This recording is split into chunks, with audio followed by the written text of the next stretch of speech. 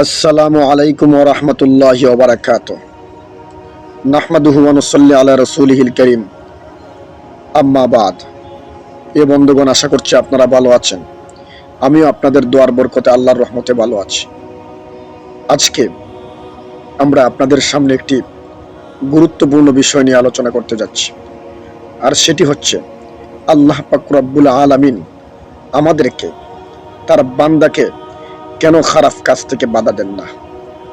আল্লাহ যদি ইচ্ছে করতেন তার বান্দাকে খারাপ কাজ থেকে বাধা দিয়ে জান্নাতমুখী করতেন, আল্লাহ পাক রব্বুল আলামিনের জন্য অনায়াসই সম্ভব। কিন্তু মানুষ গুনার কাজ করে, সর্বদা হর হামেশা আল্লাহর বিরুদ্ধাচরণ করে। নাস্তিকরা আল্লাহ পাক রব্বুল আলামিনকে নিয়ে গালিগালাজ এবং কটূক্তি করছে, কিন্তু আল্লাহ পাক রব্বুল আলামিন তো তাদেরকে কোনো বাধা দিচ্ছেন না, খারাপ কাজে কোনো বাধা দিচ্ছেন না। বা কোনো নাস্তিক, কোনো কট্টরপন্থী নাস্তিককে অনেক সময় দেখা যাচ্ছে শাস্তিও দিচ্ছেন না।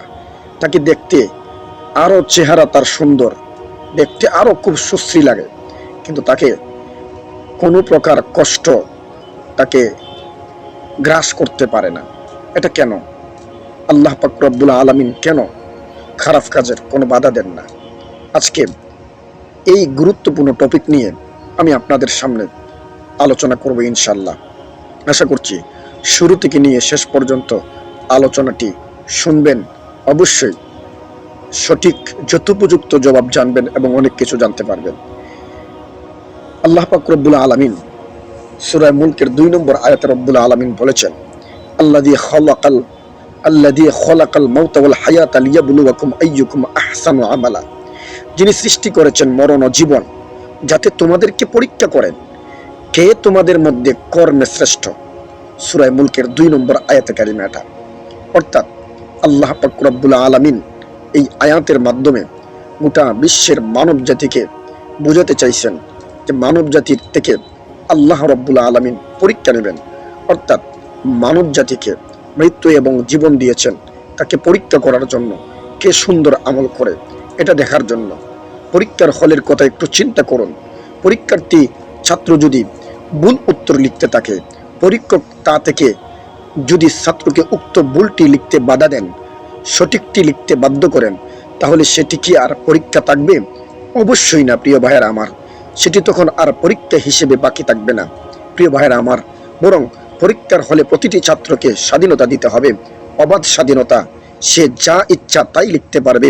সঠিকটা লিখলে পরীক্ষক কোনো কিছু বলবে না, আবার ভুল লিখলেও তাকে বাধা প্রদান করবে না, বরং তাকে নিজের স্বাধীন মতো লেখার সুযোগ করে দিবেন। একজন সত্যিকার দয়ালু উস্তাদের সামনে ছাত্র ভুল লিখতে থাকলে উস্তাদ মনে মনে কষ্ট পেলেও ছাত্রকে সঠিকটা লিখতে বলেন না, কারণ তখন আর এটি পরীক্ষা থাকবে না। তাই পরীক্ষক শিক্ষক ভুল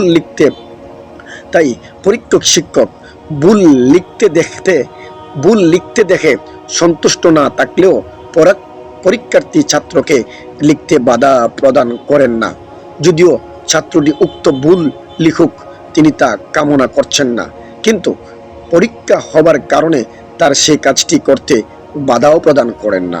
ভুলটি লেখার দরুন ছাত্রকে বাধা না দেবার কারণে কিন্তু আমরা পরীক্ষককে দোষারোপ করতে পারি না। একথা বলতে পারি না যে পরীক্ষক হলের মাঝে ছাত্র ভুল লেখার পরও কেন বাধা দেন, কেন তাকে সঠিকটি লিখতে বাধ্য করেন। আমরা এই প্রশ্ন করি না, করতে পারি না, করাটাও বোকামি হবে। আশা করছি আপনারা ভালো আছেন। তেমনি বাধা না দিয়ে পরীক্ষক উক্ত ছাত্রের ভুলকে মেনে নিয়েছেন বা তাকে ভুল করতে প্রলুব্ধ করেছেন বা তার ভুলকে বাস্তবায়নে সহযোগিতা করেছেন, এমন কোনো অভিযোগ আমরা পরীক্ষা নিয়ন্ত্রকের বিরুদ্ধে আরোপ করতে পারি না, করা যাবে না। করলে এটি হাস্যকর অভিযোগ হবে। বাধা দেন না। পরীক্ষার হলে পরীক্ষার্থীকে স্বাধীনতা দেওয়া, ইচ্ছে মতো লিখতে দেওয়াই তার যথাযথ ইনসাফ, যথার্থ অধিকার ন্যায্য পাওয়া। সে তার প্রতিভা ও প্রস্তুতি কিন্তু অনুপাতে নিজেকে যাচাই করে নিতে পারে। অবশেষে যখন ফলাফল প্রকাশিত হবে তখন সে আর কাউকে দোষারোপ করতে পারবে না, পরীক্ষক বা তার শিক্ষকের বিরুদ্ধে অভিযোগ করতে পারবে না। কিন্তু যদি তাকে নিজের ইচ্ছে মতো লিখতে না দেওয়া হয় তাহলেই কেবল পরীক্ষার্থী অভিযোগ করতে পারবে। স্বাধীনতা দেওয়ার কারণে কোনো অভিযোগ করতে পারবে না। তেমনি দুনিয়া তো পরীক্ষার কেন্দ্র। অনেক সময় দেখা যাচ্ছে শাস্তি। প্রিয় ভাইয়েরা আমার, তেমনি ভাবে দুনিয়া তো পরীক্ষার কেন্দ্র। চেহারা তার জীবন মৃত্যুর মাঝখানে পূর্ণ সময়টাই মানুষের জন্য পরীক্ষা। প্রিয় ভাইয়েরা আমার, তাম দুনিয়া হলো সেই পরীক্ষার হলরুম।